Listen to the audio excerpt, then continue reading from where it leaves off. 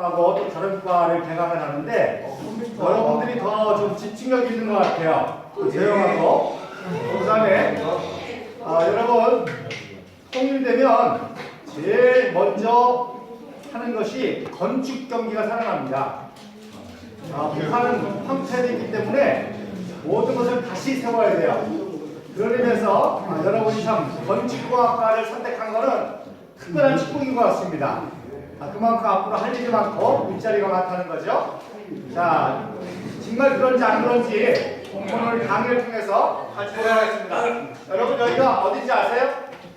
네. 어디예요? 평양이요. 네? 평양이요. 이거 어디예요? 자, 지금 유럽에서 최고 강대국이 어디죠?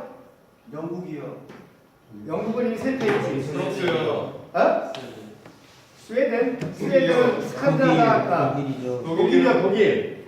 독일이 통일된 후에 급속하게 성장해가지고 지금 유럽을 다 먹여 살린다고 해도 과언이 아닙니다. 그런데 이게 바로 통일 독일의 수도 베를린에 있는 국회의사당입니다. 이게 최근에 세계적인 건축물 중에 하나입니다. 이게 지붕인데 지붕을 완전히 유리로 해가지고 사람들이 관람을 할 수 있고 회의하는 것을 다 볼 수 있도록 그렇게 했습니다. 그래서 독일이 통일된 다음에 말씀드린 대로 건축 경기가 살아나면서 세계적인 건축물들이 이제 독일에 쓰게 됐죠. 그래서 대표적인 것이 바로 베를린 국회의사당입니다. 그래서 이 베를린이 전쟁이 완전히 황폐됐는데 다시 이렇게 세워서 이렇게 유리로 그래서 회의하는 모습을 누구나 볼 수 있는 아주 그런 훌륭한 건축물을 만들었습니다. 자, 지금 전 세계 강대국이라고 할 수 있는 나라가 어느 나라죠? 북한이요. 미국, 또 중국, 또 인도, 북한, 러시아, 우즈베키스탄. 자, 지금 강대국이라고 할 수 있는 나라는 뭐 당연히 미국입니다. 그 다음에 이제 중국이 인구가 많으니까 매출은 1위입니다. 어쨌든 매출이 1위고 그 다음에 러시아는 어쨌든 전통적인 강대국이고 그 다음에 무시 못하는 게 일본입니다. 왜냐하면 일본은 여러분 아시는 것처럼 한때 미국하고 맞짱 뜬 나라잖아요. 제가 말씀드린 것처럼 1941년 12월 7일 날 진주만 진입할 때 일본이 항공모함이 9대였고 미국은 8대였습니다. 그리고 항공모함을 최초로 건조한 나라가 일본입니다. 그래서 패전은 했지만 패전 이후에 경제를 복구시켜가지고 한때는 미국의 록펠러 빌딩도 다 샀었죠. 그러니까 그 잠재력이 엄청납니다. 그 다음에는 독일입니다. 그래서 미국, 중국, 러시아, 일본, 독일. 그래서 인도는 아직도 인구는 많지만 정말 거지 같은 나라입니다. 그래서 상대가 되질 않고 그래도 놀랍게도 우리 대한민국이 요 5개 나라하고 거의 맞먹는 나라가 됐습니다. 여러분은 모르시겠지만 우리 대한민국은 일본 36년 식민지와 동족 상징의 비극까지 겪은 완전한 폐허 국가였거든요. 그러면서 계속 북한과 경쟁하면서 그러면서 성장한 나라이기 때문에 엄청난 거예요. 그래서 중국 같은 나라는 공산당 일당족대로 지금 붐이 일었거든요. 우리는 치열한 경쟁과 여러 가지 도전을 극복하면서 지금까지 왔기 때문에 지금 여러분은 잘 모르시겠지만 거의 미국하고는 완전히 한미동맹으로 대등하게 모든 관계를 갖고 있고 지금 우리 대한민국의 통일을 가장 두려워하면서도 또 경계하는 나라가 바로 러시아, 일본, 중국입니다. 자, 그래서 강대국의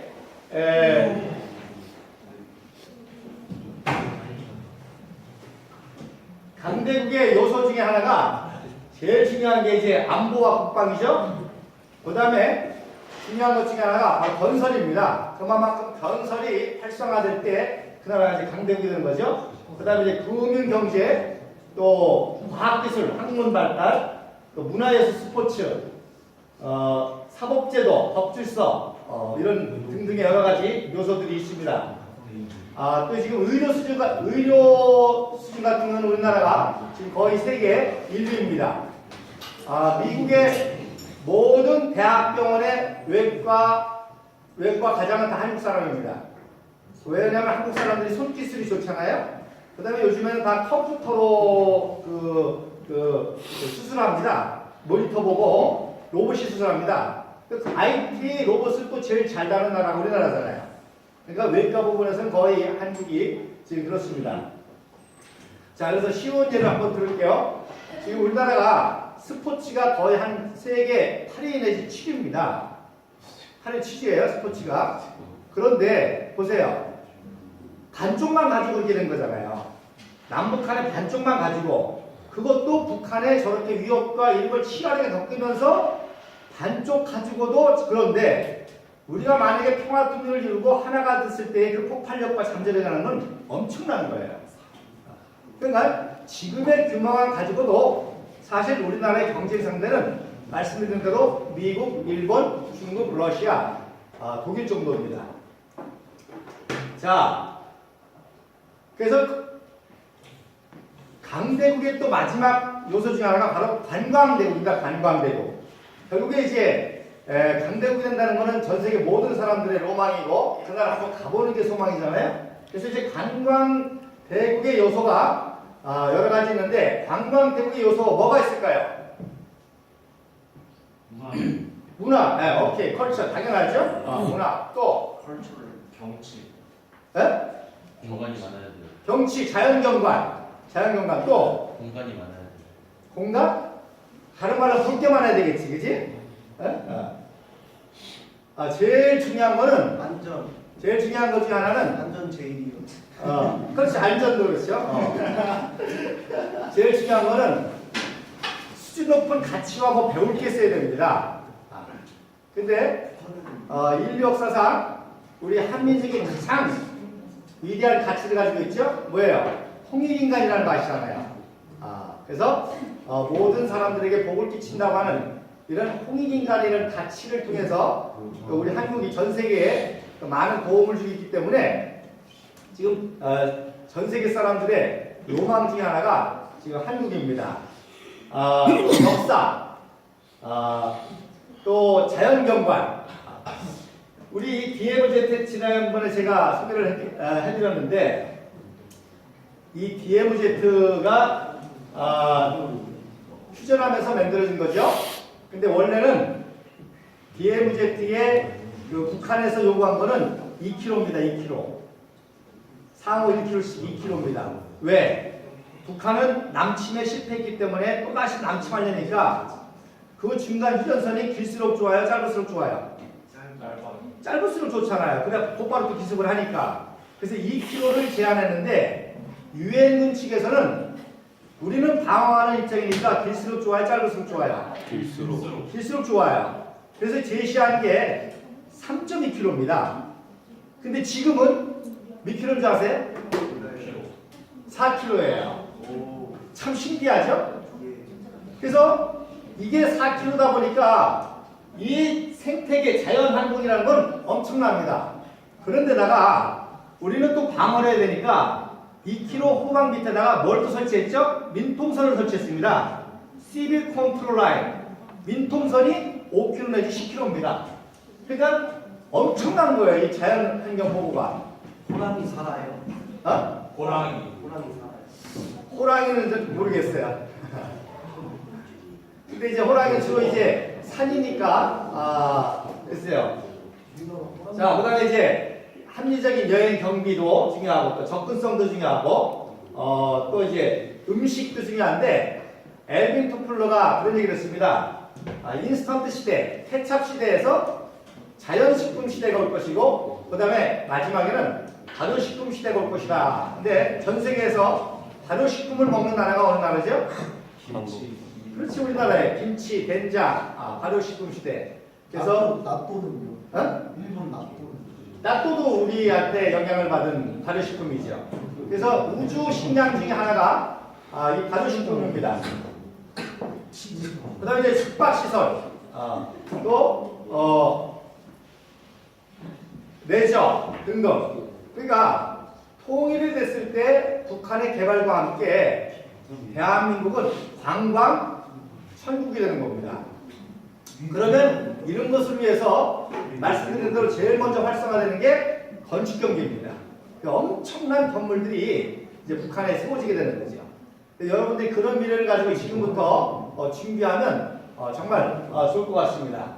그래서 말씀드린 대로 이 DMZ가 상호 2km, 그 다음 우리는 밑풍선까지 만들어가지고 이게 참 인류 역사상 최고의 보고입니다. 그래서 70년 동안 사람이 정말 만지지 않은 원터치 랜드이기 때문에 정말 생태계의 보고고, 그래서 지난주도 말씀드린 것처럼 이 안에 공원뿐만 아니라 문화, 관광, 학술, 유엔본부 모든 것들이 다 이 주변에 들어오게 되는 엄청난 역사들이 일어나게 되는 거죠.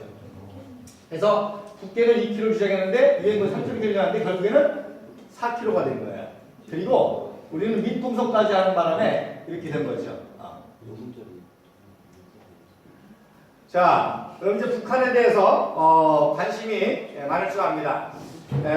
북한은 아는 대로 국가의 기능이 이미 끝났습니다.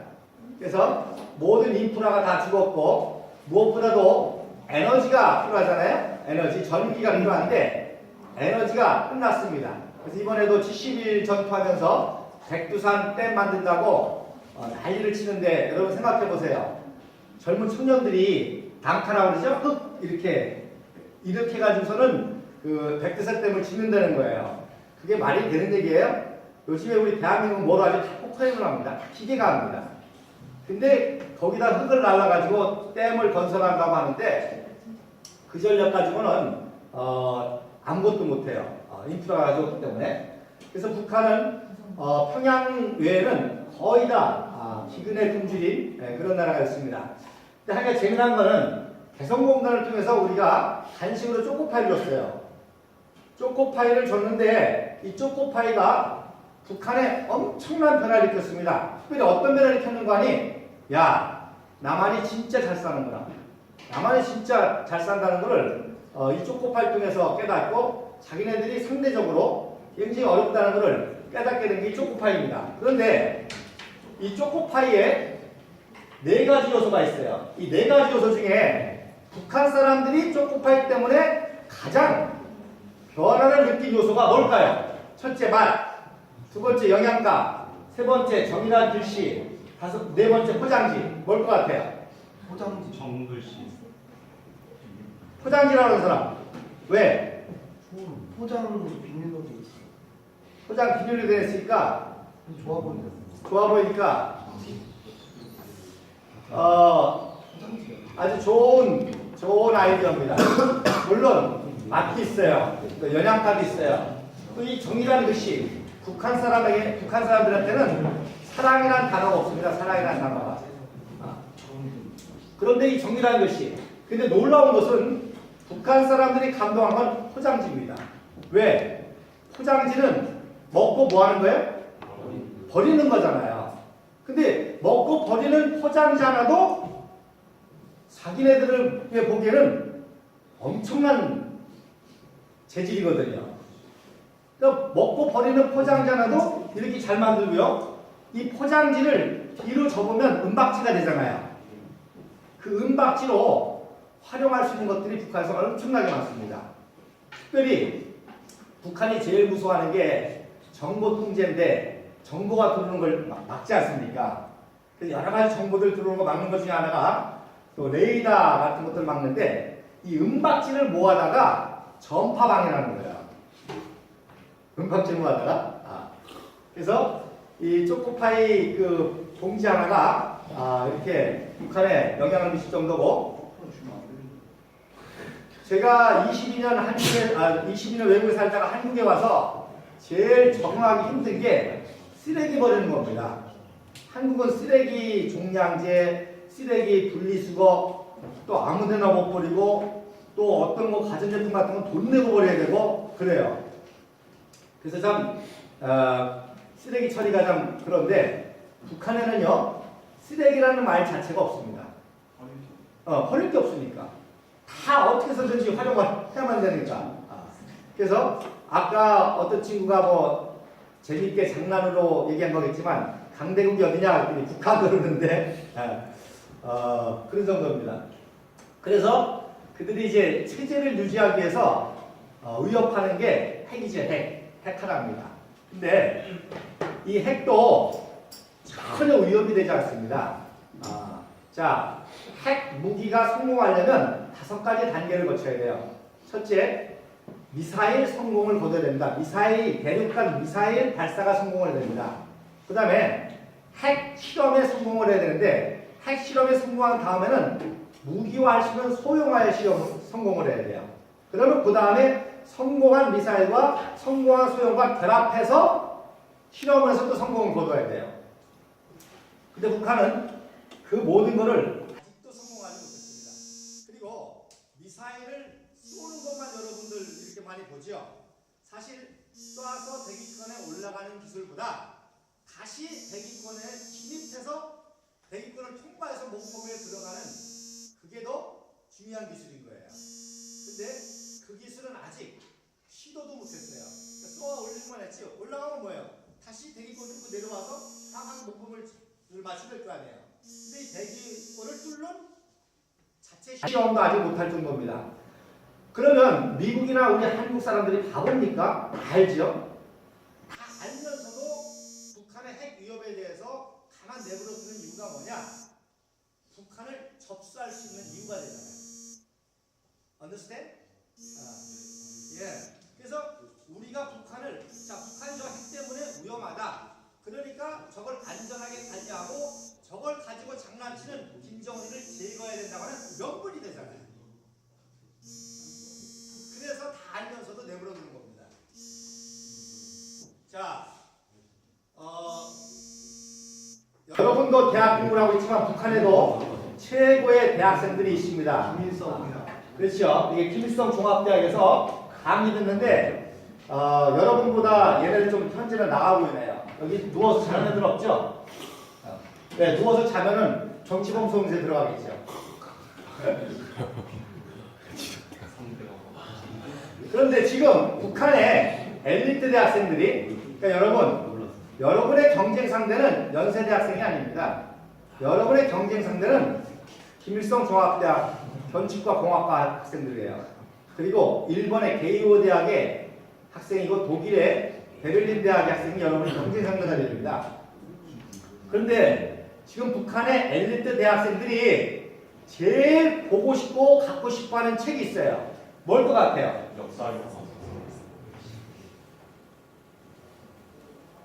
뭘 것 같아요? 만화책? 성경책? 지도책? 세계 여행 안내서? 자기계발서? 지금 북한의 엘리트 대학생들이 가장 갖고 싶어하고 보고 싶어하는 게 이 5가지보다도 뭘 것 같아요? 영어책. 아니에요. 오케이. 영어 사전이에요. 얘네들도 북한이 무너지고 통일돼서 세계와 경쟁해야 된다는 걸 압니다. 영어를 해야만 이제 살아날 수 있다는 걸 압니다. 그래서 지금 북한 엘리트 대학생들이 제일 원하는 게 영어 사전하고 컴퓨터 서적입니다. 이제는 컴퓨터 아니면은 안 되잖아요. 말씀드린 대로 여러분 건축가도 컴퓨터 가지고 하잖아요. 엔지니어링 같은 거 뭐 계산하고 모델 만들고 할 때 다 그렇습니다. 저만 해도 컴퓨터 없으면 이거 못하잖아요. 강의 못하잖아요. 이제 요즘에 칠판에다가 이거 쓰는 사람도 있어요. 그래서 지금 북한의 대학생들이 가장 원하는 게 영어 사전하고 컴퓨터 서적입니다. 무슨 얘기예요? 얘네들도 생존하기 위해서는 이걸 배워야 된다는 걸 아는 거예요. 이게 이제 김일성 종합대학입니다. 자, 외국 여행 해본 사람 손 들어보세요. 외국 여행 해본 사람. 외국 갔다 온 사람. 어디 갔다 왔어요? 캄보디아, 어? 캄보디아, 베트남. 캄보디아, 베트남. 여러분이 건축공학과로서 꼭 가봐야 될 나라 중에 여러분들 중 하나가 지난번 말씀드린 UAE, 아부다비나 두바이, 그 다음에 독일, 물론 이제 러시아라든지 이태리라든지 이런 데 이제 전통적인 건축 강국이긴 하지만 요새는 새로운 첨단 건축으로 여러분이 꼭 가봐야 될 때가 독일과 UAE와 그 다음에 한 군데가 어디예요? 싱가포르입니다. 싱가포르. 이 싱가포르 아시아의 가장 이 말레이시아 반대 있는 섬국가입니다. 크기는 서울만한데 인구는 약 600만 뺏기 되지 않습니다. 그런데 이 싱가포르가 아테네 이후에 최고의 도시국가로 지금 GNP가 세계 1위입니다. 거의 7만 번, 우리나라 배예요. 그리고 가장 천년결백한 깨끗한 나라로 유명합니다. 이 싱가포르에 마리나베이 샌드라고 들어봤어요? 네. 네. 이게 마리나 샌드를 짓는 광경이에요. 그래서 새 건물이 올라가고 이 꼭대기에 뭐가 설치가 됐죠? 배. 어? 배. 배 모양에서 그렇구나. 이게 엄청난 건물입니다. 이 건축공학적으로 굉장한 건물 중에 하나예요. 그래서 배 모양을 이렇게 했습니다. 왜 배 모양을 넣었을까요? 노아의 싱가포르는 섬국가이기 때문에 리칸유가 우리나라가 어떻게 생존하고 강대국이 돼야 되겠느냐. 그래서 유럽과 아시아를 잇는 물류의 거점으로 선박 서비스를 해야만 산다. 그래가지고 선박 서비스업으로 싱가포르가 세계적인 나라가 된 겁니다. 그러니까 선박 서비스를 상징하는 배를 상징한 거야. 원래는 말레이 반대에 말라카라는 게 있고 빼낭이라는 도시가 있었습니다. 그게 바로 물류의 중심이었습니다. 근데 싱가포르이 물류의 중심으로 만든 바람에 빼낭은 다 죽고 지금 거의 이제 빼낭은 죽고 싱가포르가 선박 서비스업으로 세계적인 국가를 세운 거죠. 그래서 자기네들의 역사와 마찬가지예요. 그래서 이걸 세웠는데 더 유명한 거는 꼭대기에 뭐가 있어요? 수영장. 수영장이 있어요. 그래서 기네스북에 올랐죠? 가장 높은 곳에 있는 수영장. 그래서 이 꼭대기에서 이게 다 보입니다. 엄청나죠? 그런데 이 싱가포르 안에 이 마리나베이 호텔 안에 세계 최고의 또 뭐가 있어요? 카지노가 있어요. 카지노 사업을 해요. 그래서 제가 왜 이 말씀 드린 거 아니? 인도네시아가 돼 있었기 때문에 싱가포르를 자주 갑니다. 싱가포르를 보고 참 놀래요. 아, 정말 대단한 나라다. 그 황무지의 조그만 섬나라가 어떻게 세계적인 나라가 됐을까 해서 많이 배우게 되는데 이 마리나 베이를 치면서 여기에 도박산업을 유치한다고 할 때 제가 깜짝 놀랐습니다. 아니, 아무리 세계 경제가 어렵고 싱가포르가 지금 나라가 어려워서 탈출구를 찾는데 왜 하필이면 카지노 사업을 유치해가지고 이걸로 어떻게 하게 할까? 그래서 굉장히 의심이 됐고 내가 아는 리칸유가 그런 사람이 아닌데 그 다음에 싱가포르는 여러분 아신 대로 중국계가 70%입니다. 그리고 인도계가 20%고 말레이가 10%입니다. 여러분 중국 사람 하면 도박 연상되죠, 그죠? 네. 우리나라도 여러분 그런 얘기 많이 했잖아요. 중국집이 밤에 도박해가지고 주방장하고 주인하고 맨날 바뀐다고. 그래서 굉장히 도박성이 강한 게 중국 사람인데 중국 사람이 70%인 싱가포르에 저 도박 사업을 유치해가지고 과연 성공할 수 있을까? 그리고 이 도박 산업에서 중국 사람들이 굉장히 어려움이 처하지 않을까? 그래서 제가 주의 깊게 봤습니다. 그런데 놀라운 거는요, 대성공을 거뒀어요. 대성공을 거뒀습니다. 그래서 제가 깜짝 놀랐습니다. 왜 놀란 거 하니? 중국인의 도박 문제가 전혀 안 생긴 거예요. 물론 내국인은 100불이라고 하는 입장료를 내고 들어갑니다. 그렇다 하더라도 중국 국민들이, 자국 국민들이 카지노 사업 때문에 망가지는 일이 전혀 없었습니다. 그 다음에 이 카지노 산업을 통해서 1년에 들어오는 수입이 약 9천억 원입니다. 그래서 그 9천억 원을 싱가포르를 세운 세대 어른들을 위한 복지로 다 돌렸어요. 그러니까 그런 복지를 운영하려니까 싱가포르의 전년이들의 청년 고용률이 들어간 거예요. 그래서 싱가포르 청년들이 최고의 복지기관을 다루는 청년 실업 문제가 해결되고 또 이 싱가포르를 건설한 노인 세대들에 대한 복지가 해결이 되고 그리고 이 카지노 사업과 함께 온갖 관광 여행 이걸로 해서 대성공을 거둔 거예요. 근데 제가 제일 감동을 받은 거는 바로 내국인의 문제가 전혀 없었다는 거죠.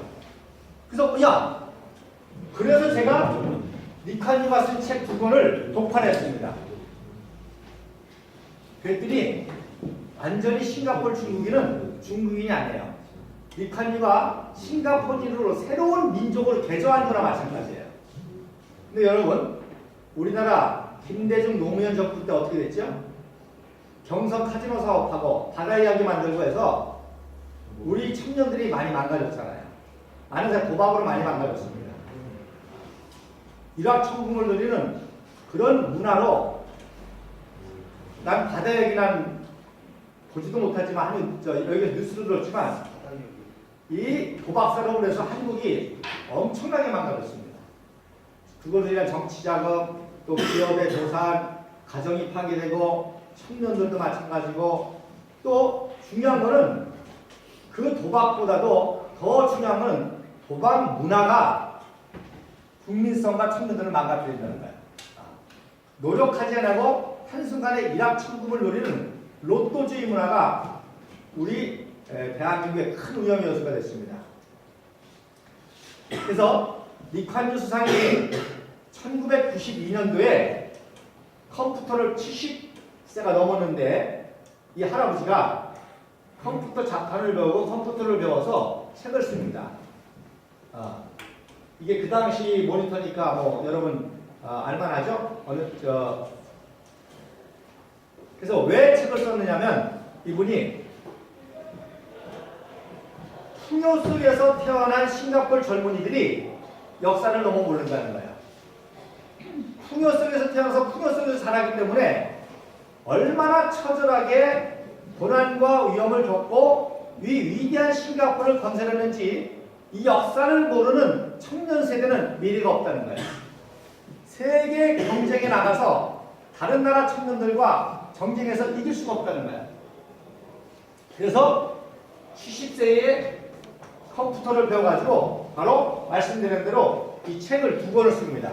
그래서 하나는 싱가포르 스토리라고 하고 싱가포르의 건국과 탄생 과정을 쓰고 그 다음에 From Third to First 어떻게 제3세계에서 초인류 국가를 건설했는지 역사를 씁니다. 왜? 청년들에게 역사를 가르치기 위해서. 제가 22년 동안 왜 해외에서 있다가 왜 한국으로 나왔냐? 한국의 역사 왜곡이 너무너무 심한 거예요.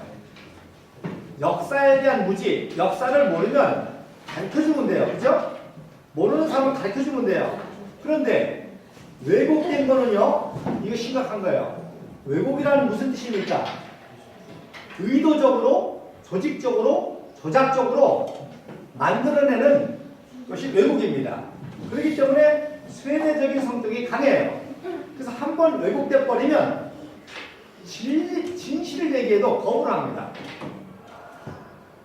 그래서 우리 청년들과 청소년 어린아이들 세대들이 역사 왜곡이 굉장히 심해가지고 이래가지고는 통일도 어려울 것 같고 그렇다.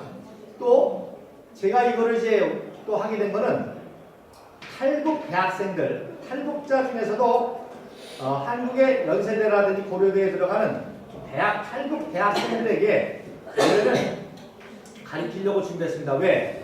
걔네들은 70년 동안 선언됐잖아요.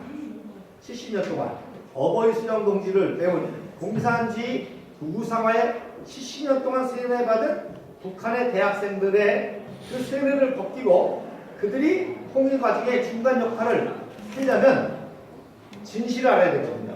이 진실을 가리키면 이 세뇌가 근방에 빠지면서 변할 수가 있습니다.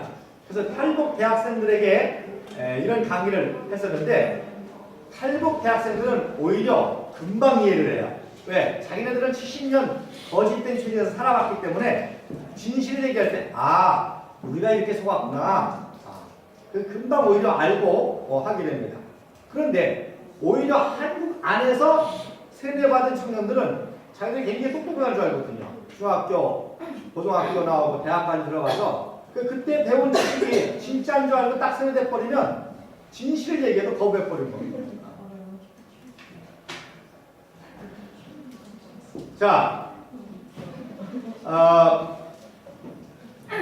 왜 우리 대한민국이 지금까지도 놀라운 세계적인 기적을 이루었을 뿐만 아니라 앞으로 미국을 능가하는 세계선을 주도하는 그런 나라로 나가게 될 것인가를 제가 역사적으로 풀려고 합니다.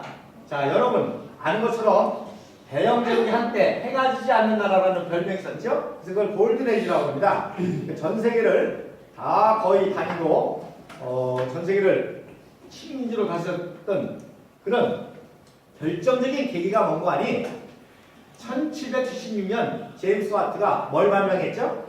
증기기관. 증기기관을 발명했습니다. 증기기관을 발명하니까 기계화가 되면서 산업혁명이 일어났죠. 산업혁명이 일어나면서 그동안에는 배가 뭘로 다녔어요? 사람. 배가 뭐로 다녔어요? 노비죠. 바람으로 다녔죠. 그런데 증기기관을 장착함으로 말미암아 증기선이 생기잖아요. 그러니까 배로 다닐 때는 철로 배를 만들 수 있어요? 못 만들어요? 못 만들죠. 나무로만 만들어야 돼요. 그러나 증기기관이 만들어지니까 뭘 만들어요? 증기선을 만드는 거예요. 함선을 만들고 무역선을 만드는 거예요. 그러니까 해양 대국이 된 거죠. 그래서 영국이 증기기관을 통해서 산업혁명과 증기선, 철갑선을 만들어서 군함과 무역선을 만들어서 세계를 휩쓸 수가 있었던 것이에요. 그런데 아이러니컬하게 증기선을 처음으로 만든 것은 미국입니다. 그래서 미국이 영국의 뒤를 쫓아서 증기선을 만들기 통해서 그 다음에 이제 육지에서는 증기기관을 가지고 뭘 만들죠? 철도를 만들죠. 철도를. 증기기관차가 만들어지니까 증기기관차가 다닐 수 있도록 철도가 만들어지는 거예요.